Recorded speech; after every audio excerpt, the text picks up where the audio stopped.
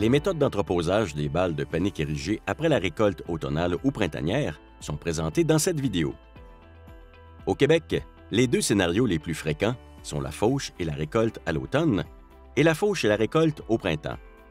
Ces deux périodes de récolte exigent une gestion différente des balles. Pour une récolte automnale, le panique érigé est mis en balle pour une utilisation immédiate, par exemple pour la protection des plants de fraisier ou d'ail. Comme la récolte se fait tardivement avec un climat frais et humide, il est difficile de récolter des balles à des taux d'humidité inférieurs à 10 % et de les conserver à long terme sans risque qu'elles chauffent. La fauche et la récolte au printemps permettent de presser au champ à un taux d'humidité inférieur à 10 %. Dans ces conditions, le risque de développement de micro-organismes causant le chauffage des balles est quasiment nul. Il suffit d'entreposer les balles à l'abri des intempéries jusqu'à leur utilisation ou leur mise en marché. La mécanisation est un élément important dans la gestion de la récolte et de l'entreposage des balles.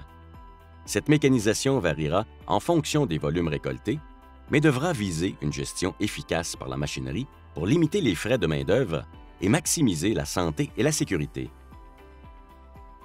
Le type d'entreposage varie en fonction des volumes produits et des installations présentes sur l'entreprise. Les nouvelles installations devront tenir compte d'une gestion fonctionnelle et efficace des balles pour l'entreposage et la reprise. Les balles de panique érigées peuvent être entreposées à l'extérieur et recouvertes d'une bâche ou sur un site bien drainé pour éviter que l'eau du sol ne remonte dans les balles par capillarité. L'entreposage dans des bâtiments fermés est possible. Un site d'entreposage recouvert uniquement d'une toiture est également une bonne option. Lorsque les balles sont entreposées sur le sol, la partie qui touche le sol est parfois endommagée, due à une remontée d'humidité. Des palettes de bois peuvent être une barrière efficace. Ainsi, les conditions d'entreposage jouent un rôle important dans la conservation de qualité de la biomasse du panique érigé.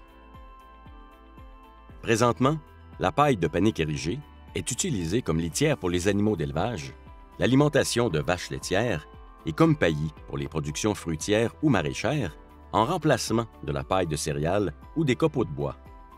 Concernant le marché, il n'existe pas de mise en marché collective pour le panique érigé et chaque producteur est responsable de trouver ses acheteurs. Certains marchés en émergence, comme les écomatériaux, pourraient offrir un marché supplémentaire aux producteurs. Vous trouverez plus d'informations sur l'utilisation actuelle et potentielle du panique érigé dans la capsule numéro 5.